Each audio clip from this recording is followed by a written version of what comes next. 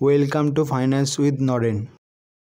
আজকের ভিডিওর টপিক হচ্ছে নেক্সট 18 থেকে 24 মাসে বিটকয়েনের প্রাইস কত হতে পারে। এইটা বোঝার জন্য আমরা চারটে জিনিস দেখব।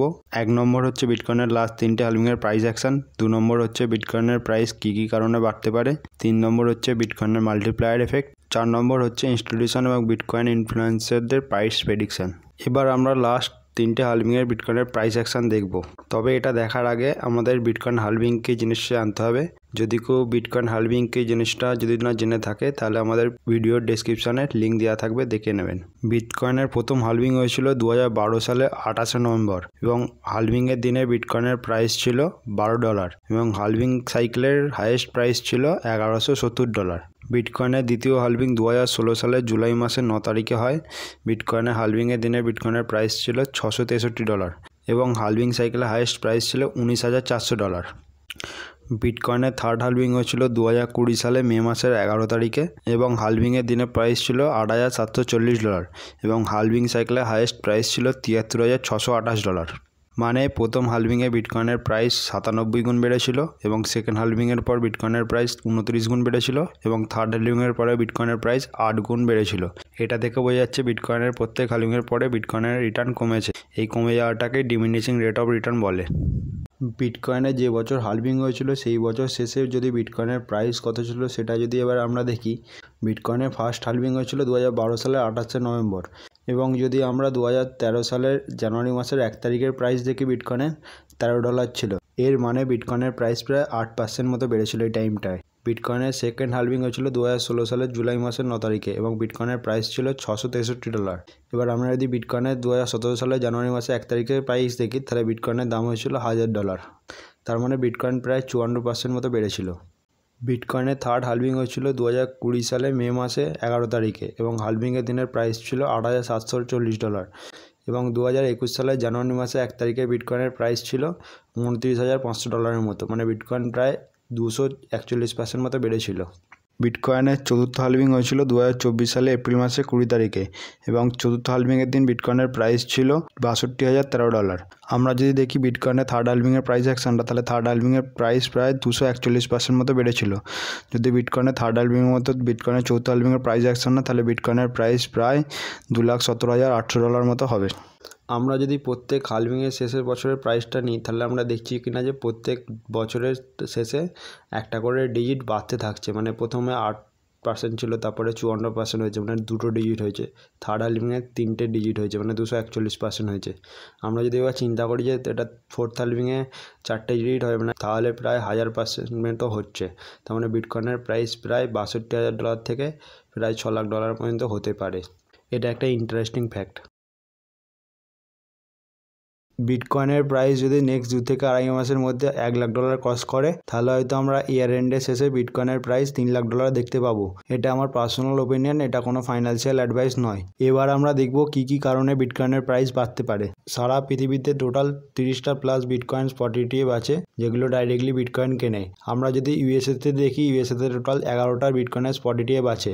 এই স্পট ইটিএফগুলো যদি 800 থেকে 1000 বিটকয়েন ডেলি কেনে তার মানে বিটকয়েনের ডেলি সাপ্লাই দ্বিগুণ কিনছে এরা। এছাড়াও ইউরোপ, ব্রাজিল, কানাডাতে বিটকয়েনের স্পট ইটিএফ আছে। 2024 সালে এপ্রিল মাসের 30 তারিখে হংকংয়ে বিটকয়েনের স্পট ইটিএফ চালু হবে। FASB হচ্ছে ইউএসের অ্যাকাউন্টিং স্ট্যান্ডার্ড বোর্ড যেটা ঠিক করে কোনো কোম্পানি কীভাবে ফাইন্যান্সিয়াল রিপোর্টিং করবে। FASBর আগের নিয়মটা বোঝার জন্য আমরা এক্সাম্পল একটা নেবো যাতে ভালোভাবে বোঝা যায়। FASBর আগের রুল ছিল কোনো কোম্পানি যদি বিটকয়েনে $1 বিলিয়ন ইনভেস্ট করে তাহলে বিটকয়েনের প্রাইস যদি ইনভেস্ট করার পর 20% উপরে যায় তাহলে বিটকয়েনের প্রাইসটাকে $1 বিলিয়ন দেখাতে হবে। যদি বিটকয়েনের প্রাইস যদি 50% কমে যায় তাহলে বিটকয়েনের প্রাইসকে $500 মিলিয়ন ভ্যালুয়েশনে দেখাতে হবে। যদি পরবর্তীকালে 50% কারেকশন হওয়ার পর বিটকয়েনের প্রাইস যদি বেড়ে $1.5 বিলিয়ন হয়ে যায় তাহলেও সেই কোম্পানিটাকে বিটকয়েনের ভ্যালুটাকে 500 মিলিয়নই শো করতে হবে এবং 500 মিলিয়ন যেটা আছে সেটাকে ইম্পেয়ারমেন্ট লস হিসেবে শো করতে হবে। একমাত্র যখন বিটকয়েনগুলো কোম্পানি সেল করবে তখনই একমাত্র কোম্পানি যে অরিজিনাল ভ্যালুটা সেটা রিয়েলাইজ করতে পারবে তার ব্যালেন্স শিটে। এর ফলে কোনো কোম্পানি বিটকয়েনে ইনভেস্ট করতে চাইতো না, কারণ তাদের ইনকাম স্টেটমেন্টের ওপর এফেক্ট পড়ে এবং ইনকাম স্টেটমেন্টের ওপর এফেক্ট পড়লে শেয়ার প্রাইসের ওপরে এফেক্ট পড়ে যদি পাবলিক লিস্টেড কোম্পানি হয়। FASBর নতুন নিয়মটা অ্যাপ্লিকেবল হবে 2024 সালের ডিসেম্বর মাসের 15 তারিখ থেকে। এই নিয়মটা হলো কোয়ার্টারের শেষে বিটকয়েনের যে প্রাইসটা থাকবে সেই প্রাইসটাই কোম্পানি শো করতে পারে ব্যালেন্স শিটে। এর ফলে কোনো কোম্পানিগুলো ইনকাম স্টেটমেন্টের উপর এফেক্ট পড়বে না। এর ফলে কোম্পানিগুলো বিটকয়েনের উপর ইনভেস্ট করতে আগ্রহ হবে। USA current fed fund rate হচ্ছে 5.5%। যদি আমরা ইউএসএ ফেড ফান্ড রেটকে 1955 সাল থেকে 2024 সাল এই টাইম ফ্রেমটাকে যদি দেখি, সবচেয়ে বেশি টাইম ইন্টারেস্ট রেট উপরে ছিল 1995 থেকে 2000 সাল অবধি। বাকি টাইমগুলোয় ম্যাক্সিমাম 1 থেকে 2 বছর ইন্টারেস্ট রেট হাই ছিল, তারপর আস্তে আস্তে ইন্টারেস্ট রেট কমতে শুরু করে। ফেড ইন্টারেস্ট রেট জুলাই মাসে 2023 তারিখে 0.25% বেড়েছিল লাস্ট, এবং বেড়ে দাঁড়িয়েছিল 5.5%। তারপর থেকে বাড়েও নেই, কমেও নেই। ফেড ফান্ড রেট যদি 1-1.5 বছরের মধ্যে কমতে শুরু করে, তাহলে এটা বিটকয়েনের প্রাইসের জন্য পজিটিভ নিউজ। ইউএসএ ইলেকশন হচ্ছে 2024 সালে নভেম্বর মাসে 5 তারিখে, এবং মেইন ক্যান্ডিডেট হচ্ছে ডোনাল্ড ট্রাম্প রিপাবলিক পার্টির তরফ থেকে, এবং ডেমোক্রেটিক পার্টির তরফ থেকে জো বাইডেন। এবারে ইউএসএ ইলেকশনের জেতার চান্স বেশি হচ্ছে ডোনাল্ড ট্রাম্পের। ডোনাল্ড ট্রাম্প, বারাক ওবামা এবং জো বাইডেনের 3টে প্রেসিডেন্টের সময় যদি আমরা স্টক মার্কেটকে পারফরমেন্সকে কম্পেয়ার করি, তাহলে দেখবো যে ডোনাল্ড ট্রাম্পের সময় স্টক মার্কেটের পারফরমেন্স ভালো ছিল, এবং ডোনাল্ড ট্রাম্প যখন প্রেসিডেন্ট ছিল সারা ওয়ার্ল্ডে কোনো জায়গায় যুদ্ধ হয়নি।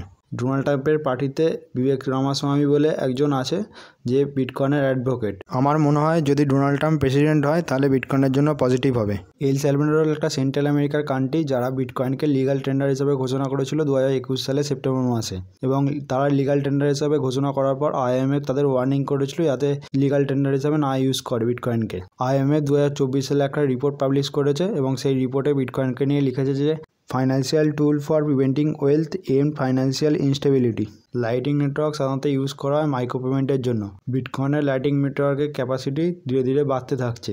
কারেন্টলি বিটকয়েনের লাইটিং নেটওয়ার্কের ক্যাপাসিটি 4400 বিটকয়েন। বিটকয়েনের লাইটিং নেটওয়ার্কের উপর বিভিন্ন অ্যাপ বিল্ড হয়েছে, যেমন ওয়ালেট অফ সদস্য, ব্লু ওয়ালেট, স্ট্রাইক। বিটকয়েনের ডেইলি ইউজ বা বিটকয়েনের ফার্দার অ্যাডাপ্টেশনের জন্য লাইটিং নেটওয়ার্ক একটা গুরুত্বপূর্ণ ভূমিকা পালন করবে। বিটকয়েনের মাইক্রো পেমেন্ট কীভাবে সারা ওয়ার্ল্ডে হচ্ছে সেটা বোঝার জন্য আমি দুটো ইউটিউব চ্যানেল রেকমেন্ড করব। 1 নম্বর হচ্ছে প্যাকো দা ইন্ডিয়া, 2 নম্বর হচ্ছে জো নাকামোতো। আমার মনে হয় এই দুটো চ্যানেলকে দেখলে কীভাবে সারা পৃথিবীতে আর কি বিটকয়েনের মাইক্রো পেমেন্টটা হচ্ছে সেটা বোঝা যাবে খুব ভালোভাবে। বিটকয়েনের উপর একটা লাইফ ইন্স্যুরেন্স বিজনেস তৈরি হয়েছে, যেটার নাম হচ্ছে মেনওয়েল। আমরা ট্র্যাডিশনাল ফাইন্যান্সে সাধারণত আমাদের নিজের ফিয়াট কারেন্সি আছে, যেমন রুপি, সেটাতে পেমেন্ট করি এবং ক্লেমও রিসিভ করা হয় রুপিতে। মেনওয়েল ইন্স্যুরেন্সে আমরা বিটকয়েনে পেমেন্ট দেবো এবং বিটকয়েনের ক্লেম রিসিভ করব।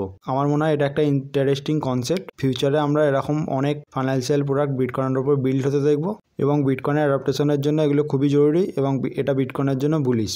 ওয়ার্ল্ডের 10টা কান্ট্রি এমন আছে যাদের গভর্নমেন্ট বা সেন্ট্রাল ব্যাংকের কাছে বিটকয়েন আছে। এই কান্ট্রিগুলো হলো United state of America, China, England, Germany, Ukraine, L সালভাডোর, Bhutan, Venezuela, Finland, Georgia. Next যদি কোনো দেশের গভর্নমেন্ট বা সেন্ট্রাল ব্যাংক কিনতে পারে সেটা হলো সুইজারল্যান্ড, কারণ সুইজারল্যান্ডের central bank $162 billion US stock মার্কেটে ইনভেস্ট করেছে, এবং সুইজারল্যান্ডের central bank MicroStrategy 0.26% share holder. সুইজারল্যান্ডের কনস্টিটিউশন অ্যামেন্ড করার জন্য একটা রেফারেন্ডাম জমা পড়েছে। নেক্সট 18 মাসের মধ্যে যদি 1 লাখ সুইস ন্যাশনাল যদি সাইন করে, তাহলে আমরা হয়তো সুইজারল্যান্ডের সেন্ট্রাল ব্যাংকে ডাইরেক্টলি বিটকয়েন কিনতে দেখতে পারি। এবার আমরা দেখব বিটকয়েনের মাল্টিপ্লায়ার এফেক্ট কি। বিটকয়েনের মাল্টিপ্লায়ার এফেক্ট মানে হচ্ছে $1 বিটকয়েনে ইনভেস্ট হওয়া মানে বিটকয়েনের প্রাইস কত ডলার বাড়বে, এটাকেই বিটকয়েনের মাল্টিপ্লায়ার এফেক্ট বলা হয়। ব্যাংক অফ আমেরিকার মতে বিটকয়েনের মাল্টিপ্লায়ার এফেক্ট হচ্ছে 118 গুণ, মানে $1 বিটকয়েনে ইনভেস্ট হওয়া মানে বিটকয়েনের প্রাইস $118 বাড়বে। গ্লাসনোড একটা ক্রিপ্টো অ্যানালিটিক্যাল প্ল্যাটফর্ম, তাদের মতে বিটকয়েনের মাল্টিপ্লায়ার হচ্ছে 4 থেকে 5 গুণ, মানে $1 বিটকয়েনে ইনভেস্ট হওয়া মানে $4 থেকে $5 বিটকয়েনের প্রাইস বাড়বে। ব্রিটিশ হোটেল একটা পপুলার ইউটিউব চ্যানেল, তার মতে বিটকয়েনের মাল্টিপ্লায়ার হচ্ছে 96 গুণ, তার মানে $1 বিটকয়েনে ইনভেস্ট হওয়া মানে বিটকয়েনের প্রাইস $96 বাড়বে। জেমস ভেন স্ট্র্যাটেনের মতে বিটকয়েনের মাল্টিপ্লায়ার হচ্ছে 114 গুণ, মানে $1 বিটকয়েনে ইনভেস্ট হওয়া মানে বিটকয়েনের প্রাইস $114 বাড়বে। ইনস্টিটিউশন এবং বিটকয়েন ইনফ্লুয়েন্সারদের প্রাইস প্রেডিকশন। ইকোনমেট্রিক্স একটা পপুলার ক্রিপ্টো এক্স হ্যান্ডেল, তারা বিটকয়েনের লাস্ট 3টে হালভিংয়ের প্রাইস অ্যাকশনকে নিয়ে একটা প্রাইস প্রজেকশন করেছে। যদি ফার্স্ট হালভিংয়ের মতো বিটকয়েনের প্রাইস অ্যাকশন 4th হালভিংও রিপিট হয়, তাহলে বিটকয়েনের প্রাইস হাইয়েস্ট হবে $4.5 মিলিয়ন। যদি সেকেন্ড হালভিংয়ের মতো বিটকয়েনের প্রাইস 4th হালভিংয়ে রিপিট হয়, তাহলে বিটকয়েনের প্রাইস হবে $2 মিলিয়ন কাছাকাছি। যদি থার্ড হালভিংয়ের মতো বিটকয়েনের প্রাইস 4th হালভিংয়ে রিপিট হয়, তাহলে বিটকয়েনের প্রাইস হবে $4 লাখ কাছাকাছি। এবং অ্যাভারেজ প্রাইস অ্যাকশন যদি নিয়ে আমরা 3টে হালভিংয়ে, তাহলে বিটকয়েনের প্রাইস হবে $1 মিলিয়ন একটু বেশি। অ্যাডাম ব্যাক হলো একজন কম্পিউটার সায়েন্টিস্ট, ক্রিপ্টোগ্রাফার এবং ব্লক স্ট্রিমের ফাউন্ডার। ইনি একমাত্র ব্যক্তি যার নাম বিটকয়েনের হোয়াইট পেপারে আছে। অনেকে অ্যাডাম ব্যাককে সতোশি নাকামোতো বলে। অ্যাডাম ব্যাকের 2024 সালের প্রাইস প্রেডিকশন হচ্ছে $1,00,000 এবং সাইকেলের টপ হচ্ছে $8,00,000। ডক্টর জেব রস হচ্ছে একজন রেডিওলজিস্ট এবং ভ্যালসার ক্যাপিটাল ম্যানেজমেন্টের ফাউন্ডার। ডক্টর জেব রসের প্রাইস প্রেডিকশন হচ্ছে 2025 সালে Q4 বিটকয়েনের প্রাইস হতে পারে $4,75,000। প্ল্যান বি হচ্ছে একটা পপুলার বিটকয়েন এক্স হ্যান্ডেল। তিনি প্রথম বিটকয়েনের স্টক টু ফ্লো মডেলটি তৈরি করেন। তার মতে বিটকয়েনের প্রাইস হতে পারে 2025 সালে $5,32,000। স্যামসন মো হচ্ছে জ্যানথিরির সিও। এল সালভাডোরে বিটকয়েনের লিগাল টেন্ডার হওয়াতে তিনি এল সালভাডোর গভর্নমেন্টকে হেল্প করেছিলেন। তার মতে বিটকয়েনের যদি সাপ্লাই শক হয় তাহলে বিটকয়েনের প্রাইস 2024 সালের শেষে $1 মিলিয়ন হতে পারে। টিম ড্র্যাপার হলেন একজন আমেরিকান ইনভেস্টর এবং ড্র্যাপার ইউনিভার্সিটি ফাউন্ডার। 2014 সালে তিনি ইউএসের গভর্নমেন্টের কাছ থেকে 30,000 বিটকয়েন কেনেন। টিম ড্র্যাপারের মতে 2025 সালে বিটকয়েনের প্রাইস হবে $250,000। ব্লকওয়ার সলিউশন হলো একটা বিটকয়েনের মাইনিং মার্কেট প্লেস এবং রিসার্চ প্ল্যাটফর্ম। তারা বিটকয়েনের প্রাইস প্রেডিকশন করেছে 2024 সালে হালভিং এর পর $4,00,000। মার্ক ইউএসকো হচ্ছে একজন আমেরিকান হেজ ফান্ড ম্যানেজার। তার বিটকয়েনের প্রাইস প্রেডিকশন হচ্ছে 2024 সালে $1,50,000। আর্থার হেস বিটফিনিক্সের কোফাউন্ডার। তার মতে বিটকয়েনের 2026 সালের প্রাইস হবে $7.5 থেকে $1 মিলিয়ন।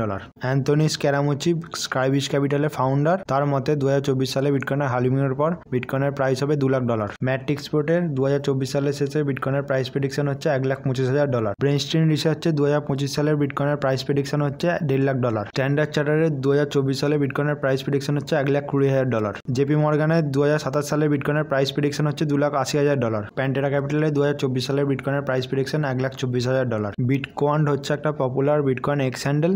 তাদের মধ্যে 2024 সালে হালভিং এর পর বিটকয়েনের প্রাইস হবে $2,50,000। ভিডিওটি লাস্ট অবধি দেখার জন্য ধন্যবাদ। যদি ভিডিওটি ভালো লেগে থাকে লাইক, কমেন্ট, সাবস্ক্রাইব অবশ্যই করবেন।